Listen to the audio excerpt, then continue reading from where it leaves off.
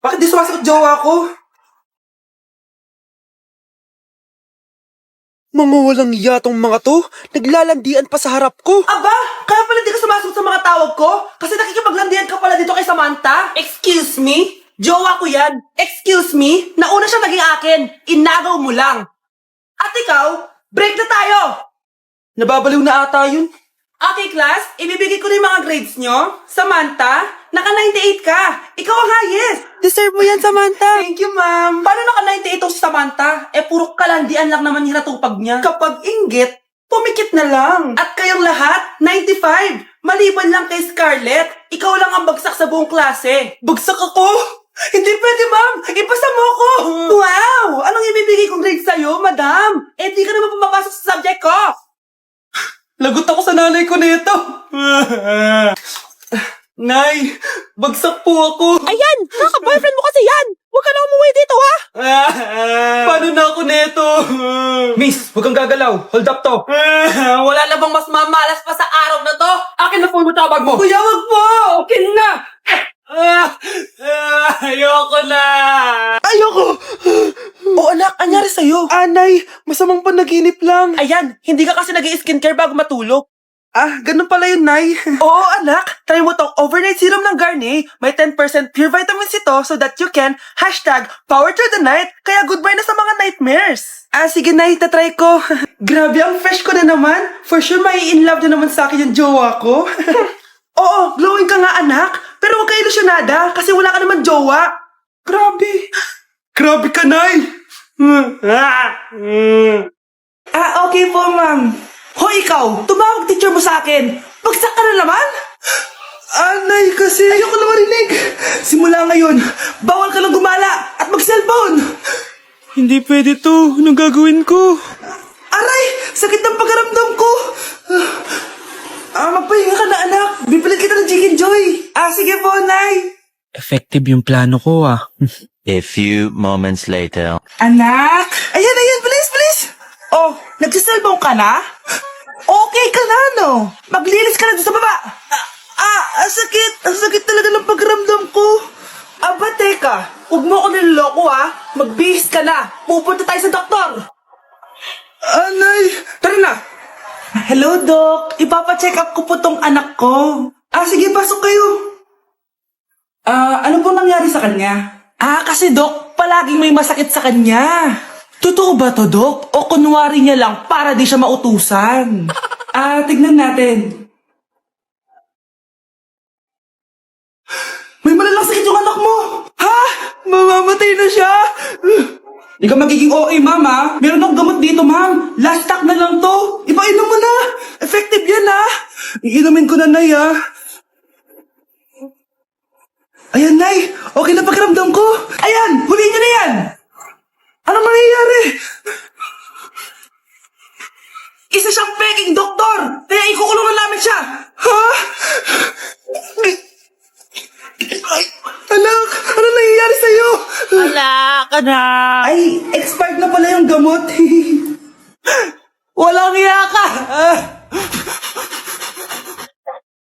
Bes, bakit ka absent kahapon?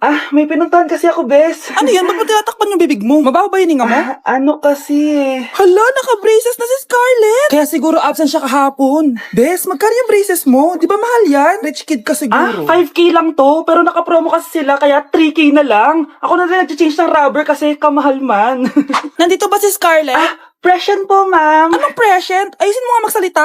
Sorry, ma'am. Di po kasi ako makapagsalita na maayos. Masyakit po kasi yung braces ko. Ay, wow. Kala mo talaga.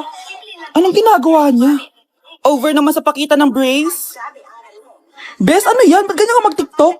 Siyempre para makita ng mga friends ko na may braces na ako. Ganon? Tsaka para ma-ROI ko na din to, no? Sige, Bes. Tinggahan pero sa basketball tamba hindi ka papagbigyan.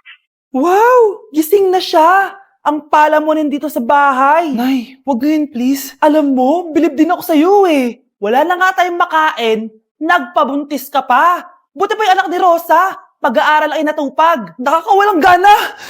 Yan, umalis ka. Diyan ka magaling. Kasalanan mo to. Sinira mo yung future ko. Ate, please, tigilan mo yan. Walang kasalanan yung bata. Hindi! Dahil dito, galit sa akin si nanay. Kaya dapat mawala na to. Ate, wag. Ate! Anak, kain ka na. Nay? Sorry anak ha sa mga sinabi ko. Hayaan mo, babawi ako sa'yo ha. Thank you, Nay. Nay, sumasakit yan ko. Nay. Oo, yung pinag-usapan natin ha. Hihintayin ko lang mga anak tong babaeng to. Pag nabigay ko na yung bata, ibigay mo na agad yung pera sa akin ha. Balak ibenta ni nanay yung anak ko. O anak, okay ka lang? Walang hiya ka, Nay! Ang sama mo! Akala ko, totoo nagbago ka na. Pera pa rin pala yung nasa utak mo. Abay, bakit? Wala ka nang pakinabang dito. At least yung anak mo, mapapakinabangan ko. Wala ka namang papakain dyan eh. Napakasama mo! Lalayas na ako sa impyernong to! Sige, lumayas ka! Sino tinakot mo? Tignan natin kung saan ka pupulutin. Hello, Bes. Hello, Bes! Kilala mo ba si Edward? Oo, Bes. Siya yung ama ng dinadala ko. Mayaman pala sila, Bes. Gusto kanyang makita kasi gusto niyang panagutan yung baby mo. Talaga? Oo, Bes. Ito na yun, Bes. Bes, hindi mo na kailangan magtiis na nanay mo. Hindi pwedeng anak ko lang ang makikinabang sa yaman ng lalaking yun. Dapat ako din.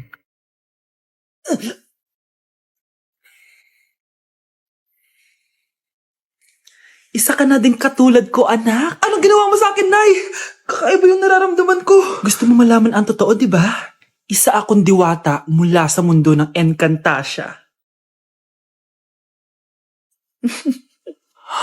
At isa sa kapangyarihan ko ay ang manipulahin ang picture na nasa cellphone mo. Bakit di mo lang sinabi sa akin, Nay? Dahil ngayon ang tamang panahon, anak. At nasa katawan mo na ang kapangyarihan na para sa'yo. Pero paano ko malalaman kung ano yung kapangyarihan ko? Ikaw ang tutuklas niyan, anak.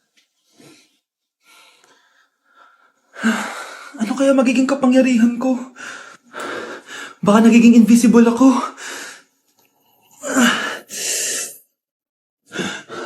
Hindi ako nawala. Baka kaya ko magpalutang ng gamit.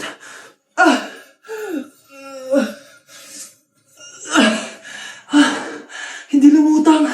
Ang hirap naman neto. Baka kaya ko tumagos sa pintuan. Aray. Tatay ako.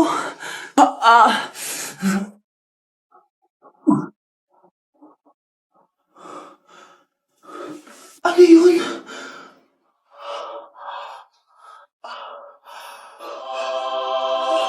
Ito ba yung kapangyarihan ko? Tumain ng ginto. Nay, alam ko na yung kapangyarihan ko. Tumatay ako ng ginto.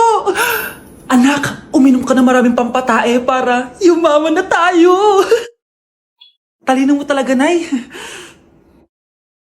Mga anak, ano natanggap ng regalo ngayong Pasko? Binigyan ako ng earphones, Nay! Bakit ganito yung binigay sa akin? Binigyan lang naman ako ng bagong iPhone! Ang daya naman! Bakit? Kasalanan ko bang mas mayaman yung ninang ko kesa sa inyo? May iPhone ka nga, Android naman yung lumilitaw. Che! Ikaw, Nay, anong natanggap mo? Sama ng loob.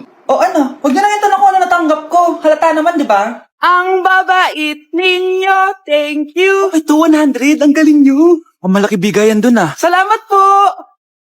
Jingle bell, jingle bell, jingle... Oh, ito, 10 pesos. 10 pesos? Sa kanila 100? Bakit ganito lang yung akin? Di ba ikaw yung ex ng anak ko? Yung nanloko sa kanya? Salamat ka, binigyan pa kita. Sungit! Asim naman ng anak nyo. Aba, bastos! A few moments later. Hi, Mars! Ay, ito na ba yung anak ko? Ang laki niya na pala. Ay, oo, Mari. May girlfriend na nga yan eh. Boyfriend po. Marunong din yan kumanta, Mari. Baka gusto mo marinig. Ay, ano ba yan? Talaga? Sige nga po, sampol. Kumanta ka na.